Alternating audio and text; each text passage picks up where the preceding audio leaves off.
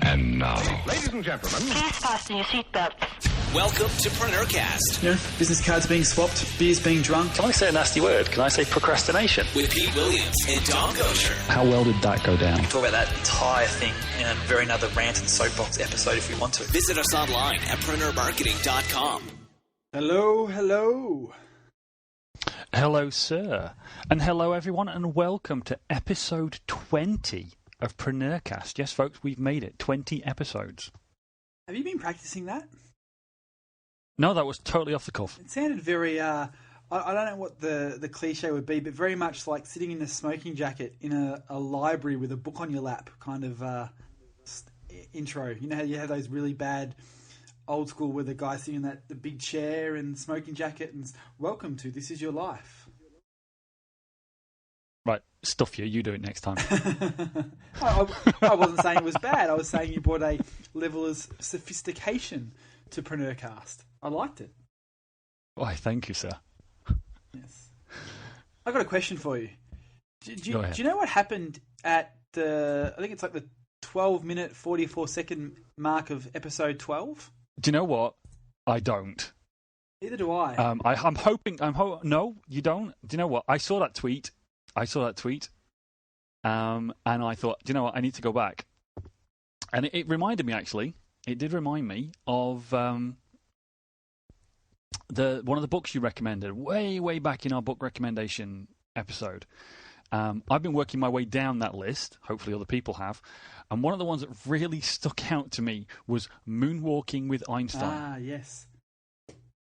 It really stuck out because it was one of those things I really couldn't work out what it was about from the title. There was no way. You're just never going to get that.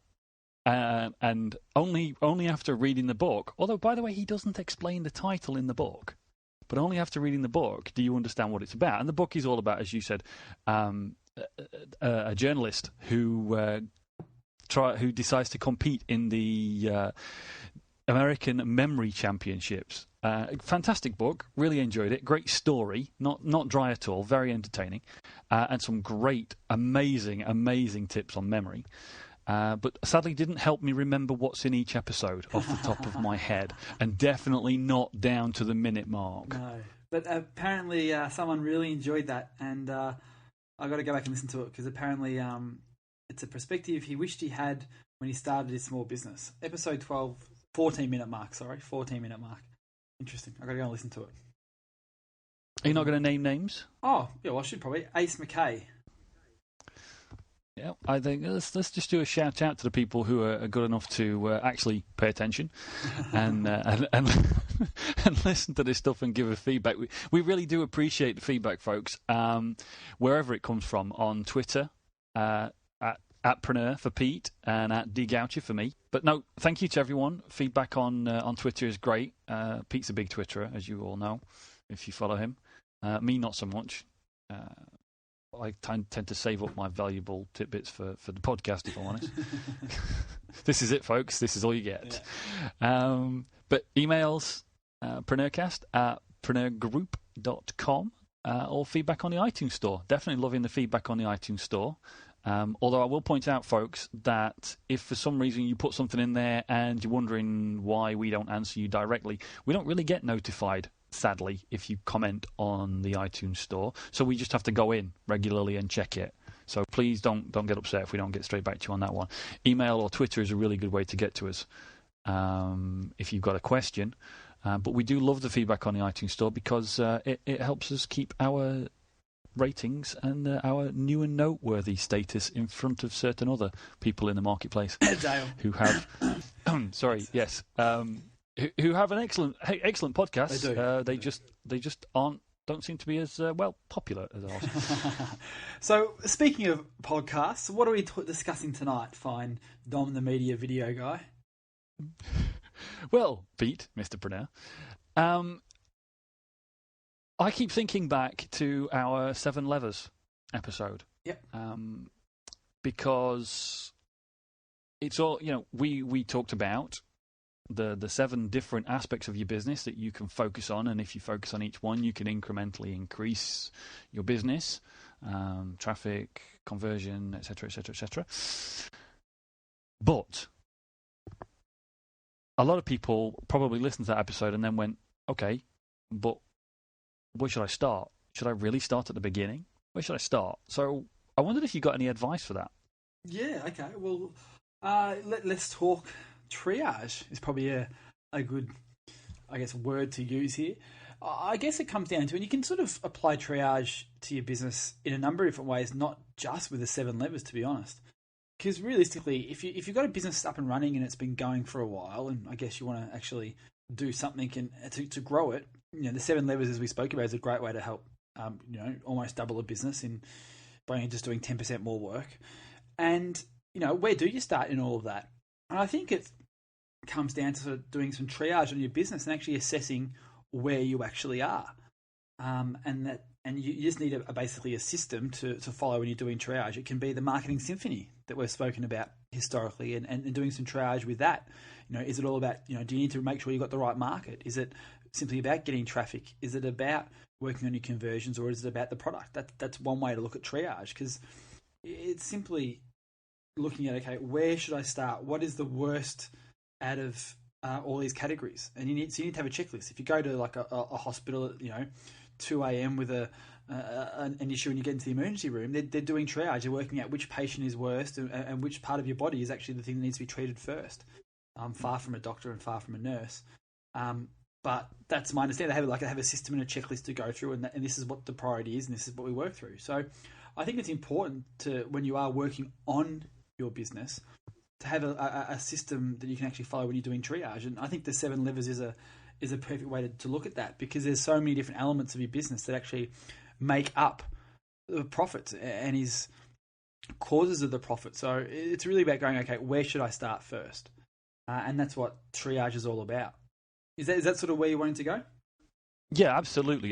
Can I just pick up a couple of things out of that? First of all, you said that from the 7 levers you can improve your business with 10% more work. You didn't mean that, did you? You meant that if you focus your effort in these places, you can incrementally increase the results. Because it's not necessarily about doing more work, is it? True. Very, very true. It's about what we're all about. It's about leverage. And it's, in this case, in the case of triage, it's about where best to apply the resources, which is basically the start of leverage. Where you apply the resources is the first and most important thing about leverage. The second thing is how effectively you are applying those resources. And I'm sure we'll talk about that particular thing in another podcast.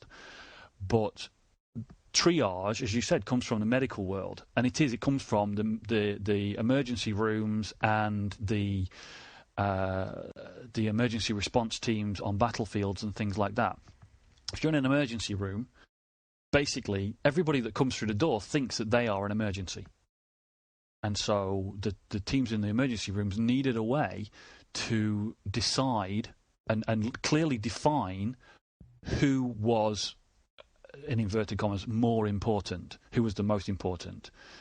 And you, as on the receiving end of this, just a slight digression, you on the receiving end of this may not agree with them. But as medical professionals, they have a checklist, as you said, an order in which to go through things to look for, things to identify, to say this person needs to go further up the queue than that person. And you're gonna apply that to business. And our checklist, in this case, is going to be the 7 levers, yeah? That's very well said, mate. That's perfect. That's exactly what we're trying to do here, I guess.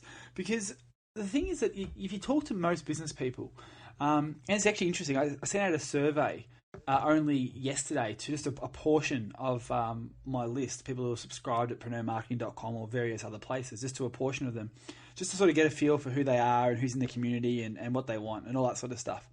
And it was surprising that, one of the questions was, what do you think could help your business the most right now? And gave some examples to sort of just push their thinking or seed people's thinking.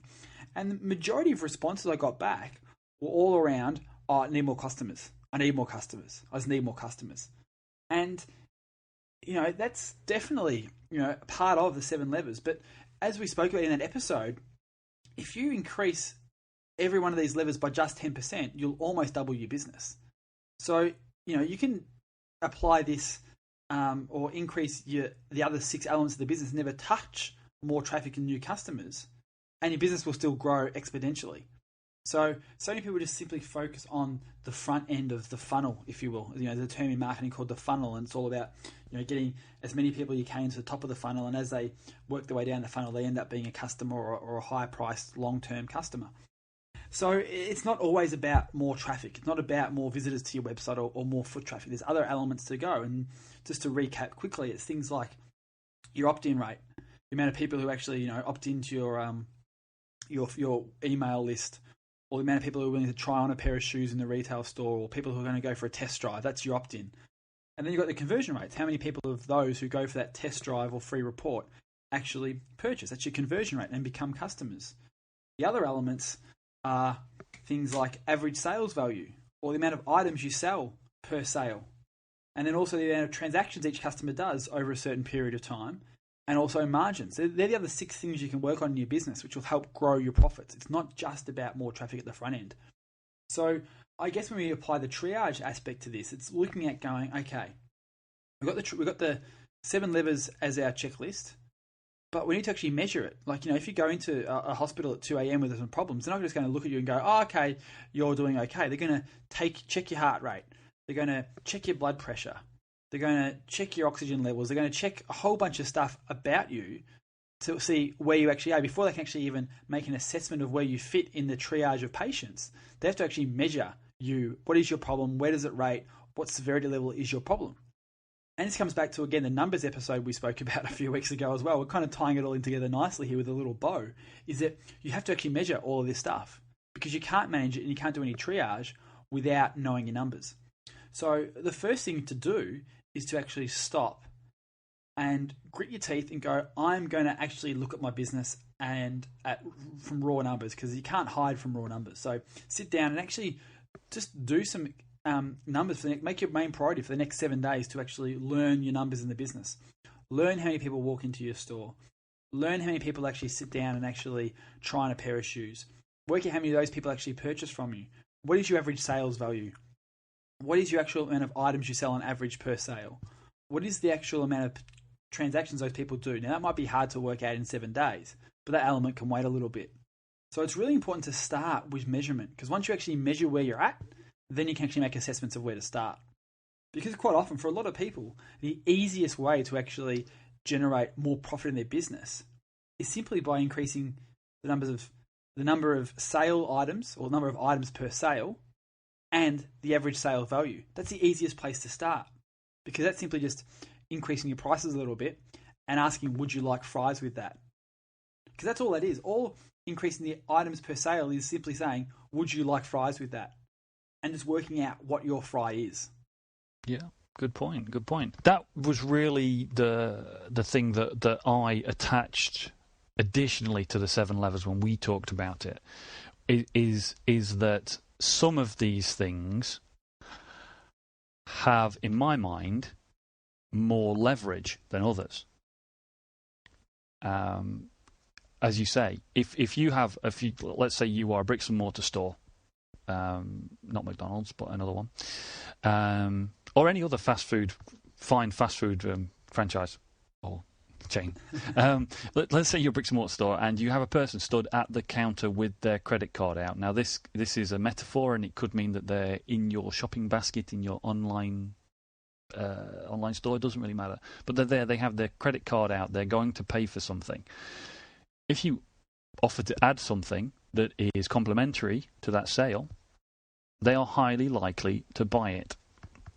More likely than someone who doesn't have their credit card out and isn't stood at your checkout.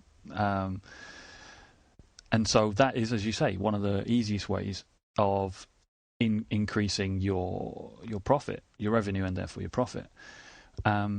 Similarly, conversion. Turning a random person on the street into somebody that actually walks through the door and purchases something, your success rate at doing that will make a huge difference. Even if the same number of people walk down the street every day, even if you get the same number of visitors to your site as yesterday, if today you increase your conversion rate by 10%, even without increasing any traffic or anything, then you're going to increase your revenue and therefore profit potentially. Because everything below that in the actual in the 7 levers is going to be bigger. Yeah.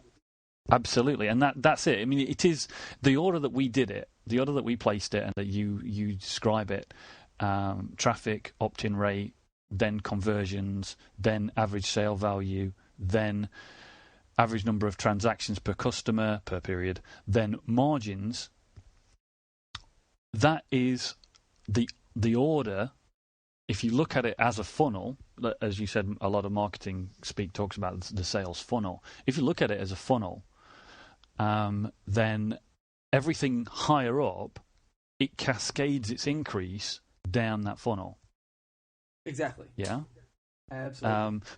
But the most important thing, and we keep coming back to this, and I don't think we're ever going to have a podcast where we don't say this.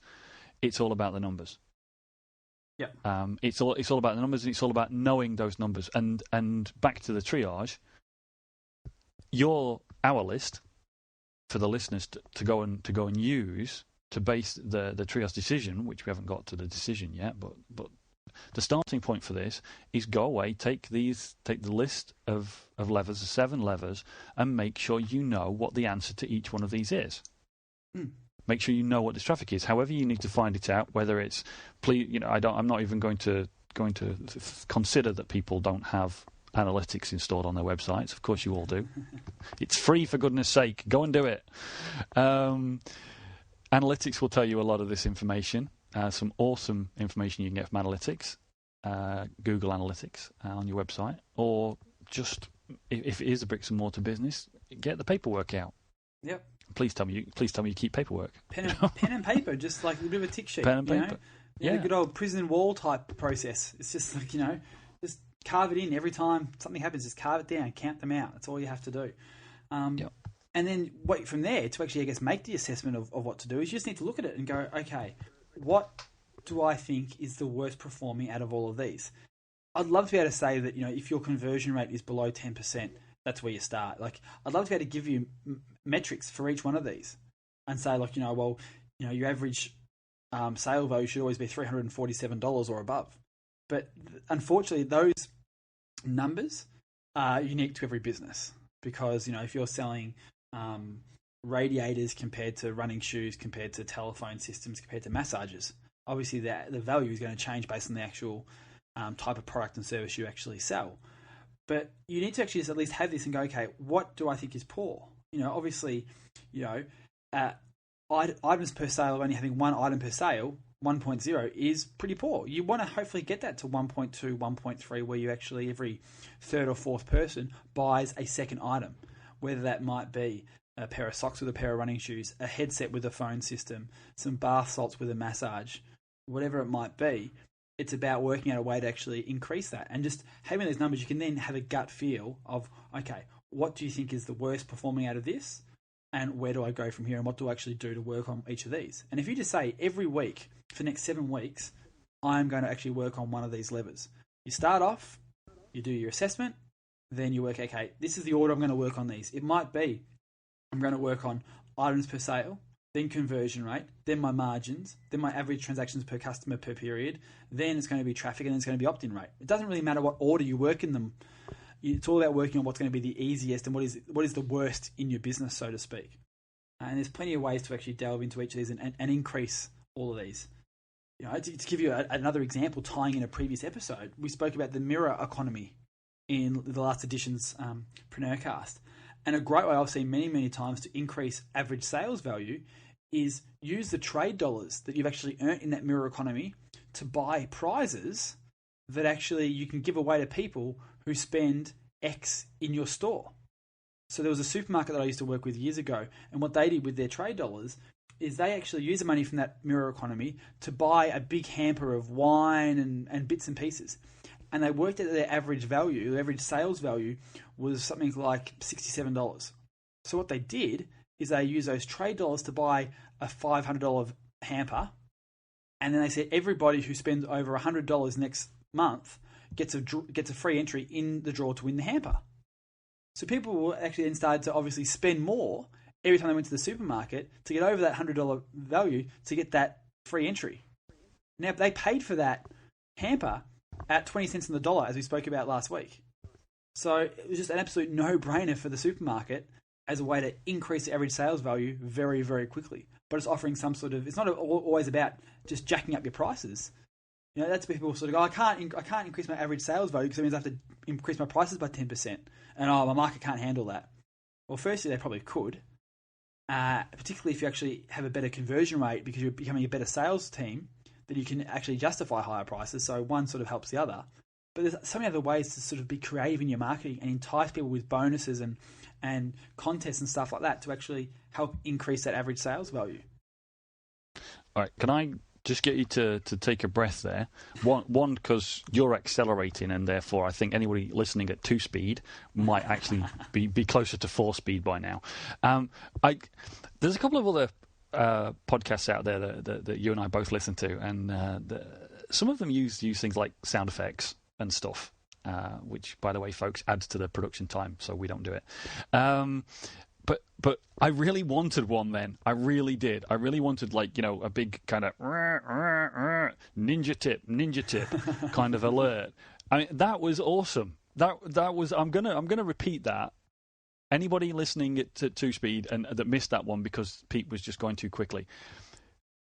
Using trade dollars in a trade exchange, which, as you said, potentially means that you can purchase goods or services at anything close to 20 cents on a dollar. Using that to purchase bonus items that you can then give to customers who spend more, buy more product, whatever. What an awesome tip. That's just genius. Absolute genius. That you're spending less. You're not giving away necessarily your own product or even your own time or whatever. You're spending a nominal amount, but the value, the perceived value to your customers is huge. That's a really great build on the trade exchange idea. I really like that. That's cool. It's all about tying it back in together, because I think realistically, your business is holistic and you should be trying to work out ways you can actually, every little tool in your arsenal you can use to actually make that car go that little bit faster. It's not about just using the wrench in one spot. Try and use that wrench in other places and get it all working together. Yeah, although getting very deeply metaphorical for a second, I hate to break it to everybody, but the white stripes down the side or over the roof, they just don't work. It doesn't make any difference to the speed on the car whatsoever. Yeah, but the colour red does. Yeah, you keep telling yourself that, dude. I've got a black car. I don't have a red car. You've got a very sensible car. Yes. Yeah, disappointingly so. Yeah, I mean, you said that every business is different. Everybody's numbers will be different. It's absolutely true. But if you wanted to get a little bit ninja with this, you could. And I've seen a version of this done by the Market Samurai guys, the Noble Samurai team and their product Market Samurai. They do some very nifty little calculations inside their Market Samurai product about value of sale, conversion value, etc., etc. You could do a bigger version of that with the 7 levers. You could do some calculations and calculate down your funnel by putting these things together in a spreadsheet with some formulas. Don't ask me; I'm not the spreadsheet kind of guy. But obviously, $5 on Fiverr, and you might find somebody to do this. But go down the funnel, calculating the progressive increase or decrease as you change each element, and you'll actually see for your values what effect everything has. You can set up a spreadsheet so that it will calculate if you increase your traffic from 100 to 110 people a day at the same opt-in rate, at the same conversion rate, same average sale, same margin. That'll tell you the difference in your revenue versus increase your opt-in rate by 5%, increase your conversion rate by 5%, increase your average sale value by X. And you can visibly see these changes. If someone's listening and wants to make a web app, please send us an email because I would love to pimp it out on the podcast. That'd be very, very cool, having some sort of little web app where people can go in and mess around with this and hit a button and pop out different matrices and numbers and stuff like that. It'd be very, very cool. Actually, yeah, folks. Any ninja coders out there? Anybody who wants to promote themselves as a ninja web app builder? You build one of these. You tell us you've done it. We will spread the word far and wide. Because I think sometimes that's it. Sometimes it takes seeing this. It's like measuring the numbers. Sometimes it takes seeing them and seeing the real results to make that difference in your mindset. And so few people would necessarily have all these metrics in front of them anyway that they're hardly ever going to see it. So that would be an awesome tool. Absolutely. Challenge, guys. Challenge. Go. I cut you off as usual, though, mate. So what were you saying? No. As always, your interruptions are valuable. He says magnanimously. Yeah, well, that's what it's all about. It's actually like knowing your numbers and measuring stuff. And I know we're kind of tying it all in together, and I've said that already, but that's what triage is. And it's really important to know when I'm going to sit down and do my critical focus time, another term we've used in a previous episode, and focus on my business. You're actually focusing on the right thing and not the same thing every single time. Because so many people in like an internet marketing space who run a web-based business, they simply always focus on more traffic to my website, website. And every time you talk about like, oh, what'd you do this week? Oh, I built more backlinks so I can get more SEO traffic. And like that's only one element of the 7 levers. That's one of the 7 things. And they could easily working in split testing and using Google Web Site Optimizer or Zen Tester, an awesome new product coming out or it's actually out already from a friend of mine's involved in that. So Zen Testers are amazing for doing really easy on-page split tests to help increase your opt-in rates. Maybe you should be tweaking your autoresponder sequences or your email campaigns or your sales pages and your offers to increase your conversion rates. There's so many other things you can worry about to help increase that business. It's not all about the traffic. Do you know what? To me, the two biggest, I hesitate to say mistakes, but I'm going to say mistakes because I'm at a loss for words today. The two biggest mistakes to me are, 1, I need more traffic, and 2, I've got this awesome product, people are going to love it. Yep. And those two are kind of at the base of the 7 levers, and also the marketing symphony that Ed Dale talks about, and on also the topic of the book that you and Ed are working on with the rest of the challenge team. It's not about the product idea really cripples a lot of people. That really actually you'd be far more sensible to start looking for a market first and seeing if people actually give a monkeys before you put the effort into building the product. But the almost worse is this I need more traffic. I've actually turned down clients who have come to me and said, I need more traffic. I need you to use your Ninja YouTube video production traffic methods. I need more traffic. The first time was a client who said to me, I need more traffic. And I said, okay, how are you going to measure my success? Thinking he might say he was doing analytics on his site, and if he saw an increase in traffic and could see the origins from my videos or whatever, then away we go. But no, he was going to measure me on conversion. And I said, for I understand conversion and I understand the questions that we ask ourselves. What do you class as a conversion? I said to him. And he said, we want people to phone us. We take most of our leads through telephone calls. Therefore, we want an increase in the number of telephone calls. If you can increase the number of telephone calls we get, then you've met the target. And I very very gently pointed out to him that if he wanted more telephone calls, perhaps he might want to write his telephone number in big letters at the top of his webpage rather than in little letters halfway down the left-hand side. At the point that he refused to change his website, I just said goodbye very politely and wished him the best of luck. But in all, that's a serious story. That is a legitimate, serious story. There is nothing made up about that at all. I was even polite to him.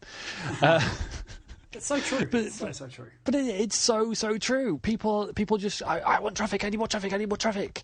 And yet, just changing that one thing on his website would have cost him basically nothing. He wouldn't. I mean, I would have put myself out of a job, but I would have given him the best advice I could give him. And if he'd taken my advice, he'd have saved himself my fee, and got his wish. He'd have increased his conversions. Yep, exactly. People just don't focus on the right elements. They sort of get clouded. So this is the whole thing about doing triage: is stopping.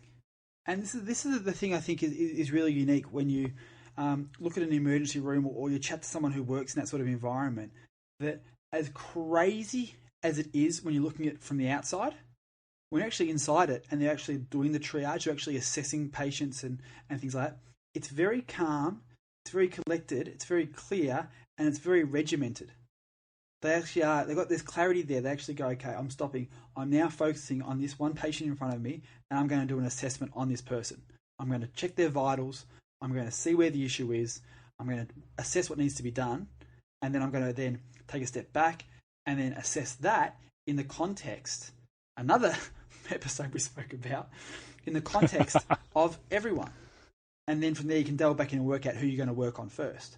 So in your business, what you need to do is actually just take that time, get the clarity on each one of the levers, and then put those results in the context of the entire business, and then work out where you're going to start.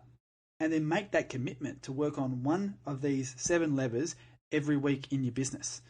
To work on, I'm going to try this week, I'm going to focus on increasing conversions.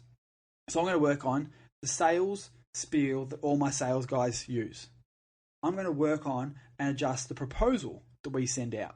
Another episode we spoke about. Episode 12. What's it? There you go.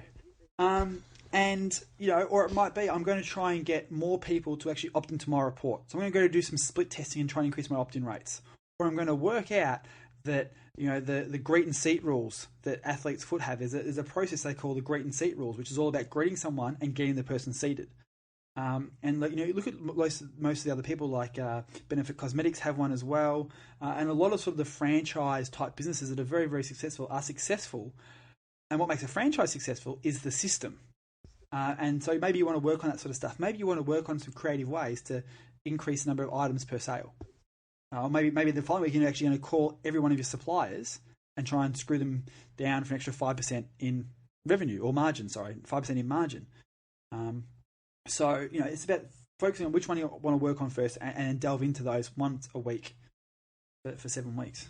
That's the triage you should be doing on your business. Absolutely. Now, this has flagged something with me. It's reflected between a difference between you and I. Okay, and this is I think something that hopefully will speak to some of the listeners. Roughly, finger in the air, how many businesses do you have? Oh. Or are you involved in? Just roughly. More than 3? Yes. More than 3. Okay, right. And how many businesses am I involved in? I don't know. How many are you involved in? I have one primary business. Dom the video guy. Dom the video guy. I prefer digital media, but we can focus on video.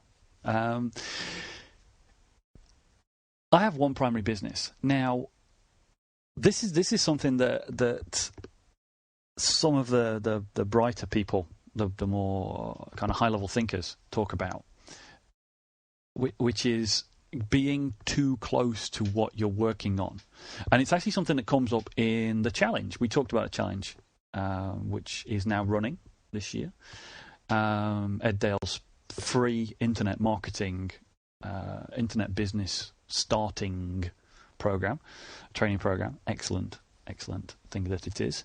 But one of the things that Ed emphasizes, and the team at the challenge emphasize all the way through that, is something that's really important and really relevant here, which is that if you follow their program, then you will create a website based upon a perceived marketing idea that you have, a perceived market where you think that there's some interest in a product. You'll create this website, you'll put some effort into getting it listed on Google and trying to attract some traffic and then trying to convert that traffic. Notice that we're going down a list that's very familiar to us all. Well, obviously it's the marketing symphony, but also it's reflected in the 7 levers. You'll try and convert those people to buying people and paying clients. And the really important point that Ed and the team try to bring out is that if you get to the point where you've gone through so many of these steps and basically nobody's buying, or there's no traffic, or whatever, you assess it starting with, is there any traffic? Yes or no? Yes, there is. Fine. Okay, we'll carry on. Can I convert that traffic? No. It brings to mind the age-old phrase of flogging a dead horse. Somebody really said it quite succinctly the other week, and I can't remember it, but basically it's not a lot of good because the horse is dead, it can't feel it, it's not going to get you anywhere. But if you come across this situation where this thing that you've invested some time in isn't working, a lot of people historically, through Ed and the team's experience on the challenge, a lot of people have hung on for dear life, putting more and more effort into this thing because it's their baby. It's their idea. Just like these people that create a product first and then absolutely persist, bang, bang, bang, bang, trying to sell it, market it, promote it, whatever, and getting nowhere. Because it's basically their one vehicle. I actually have been listening to John Carlton's copywriting course recently. Simple writing system? That's the simple writing system. It's a recording of a workshop he did, and there's one character in there. I recommend this. This is brilliant to listen to. There's one character in there, and we've actually experienced this in some of the challenge conferences, earlier challenge conferences as well. There's one character in there, and he's got this one product.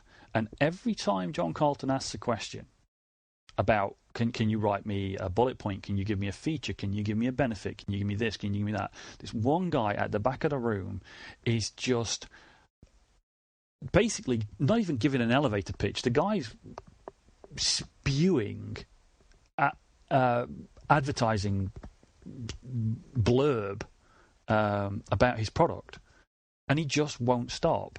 And about, I don't know, let's say on the second day, they've got through probably a third of the course, and finally John Carlton just stops the guy and says, look, we've all listened to you. We've all, heard the features and whatever. You're absolutely persisting with this. Every time somebody asks you a question, you're trying to sell the product, you're trying to justify the product.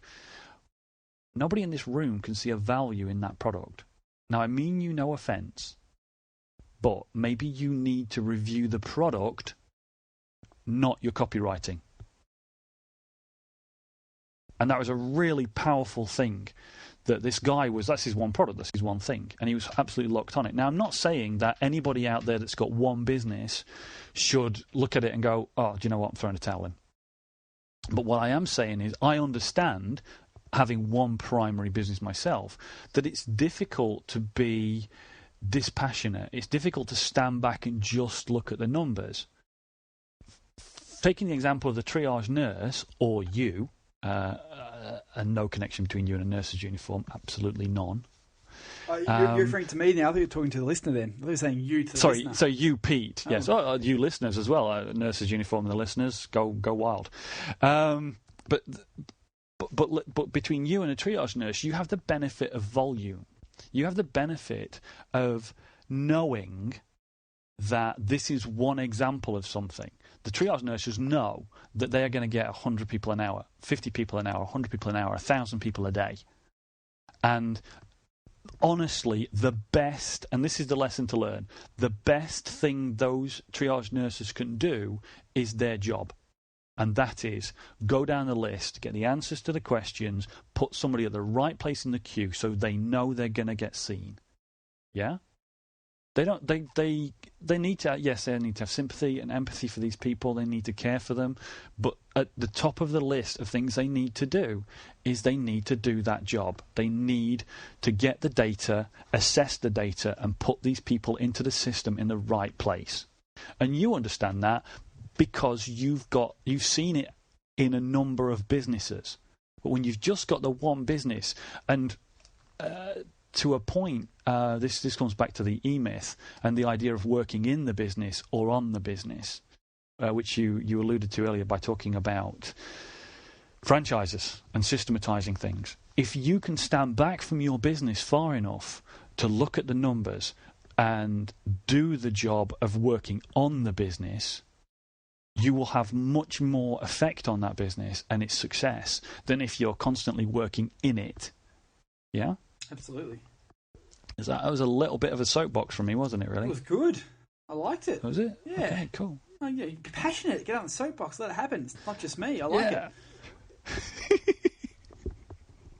Hopefully people can get some sense out of that. It was a little bit rambling, me and my metaphors and similes. I do get a bit carried away, but I do feel for people who have this one business, who have one primary business. The fear of fiddling with things, the fear of putting your prices up because you're going to upset an existing client, or a new client won't pay that fee. If it's a fee-based business, if it's a services-based business or whatever. Trust me, folks, been through it. All day, every day. I've been through it. It's sheer absolute dread and fear. The need for traffic it comes from, crap, where's the next client coming from? Yeah? And absolutely. By the way, if you are self-employed and it's your sole business and all the rest of it, traffic takes on a different meaning. It really does. Traffic and opt-ins and conversions takes on a different meaning to somebody who has, say, 5 websites and they're only getting 50 hits a day. Yeah?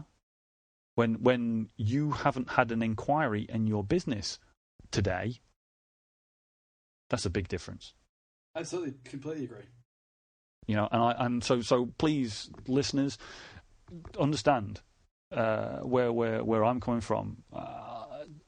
I appreciate and empathise with that mindset as much as Pete, who has his fingers, as he said, in multiple pies, except for the ones in his finger food, obviously. Totally hygienic and not fingers in anything. Oh, hey. Sorry, more sound effects. Ba-da-boom. But yeah, just to let everybody know that we're real people. Well, I think on that note, and at that time, I think you should wrap up what feels like our 100th episode in the way we've sort of tied it all back together today. Kind of feels like we've had, this is like the 100th episode celebratory show where we're going to tie it all back in together, because we kind of just touched on a lot of the things we've spoken about in previous episodes and sort of put a nice little bow on it. Wrapped up nicely in a nice tourniquet after leaving the emergency room. Oh, excellent. Pete goes for the metaphor. Well done. All right, guys, catch you all next week for another instalment of PreneurCast with myself, Pete Williams, and Big Bad Dom, the video guy, Goucher. Cheers, Pete. See you next week. Ciao. You've been enjoying another fine episode of PreneurCast with Pete Williams and Dom Goucher. Make sure to hang out with the boys online at www.preneurmarketing.com or drop them a line via PreneurCast@preneurgroup.com.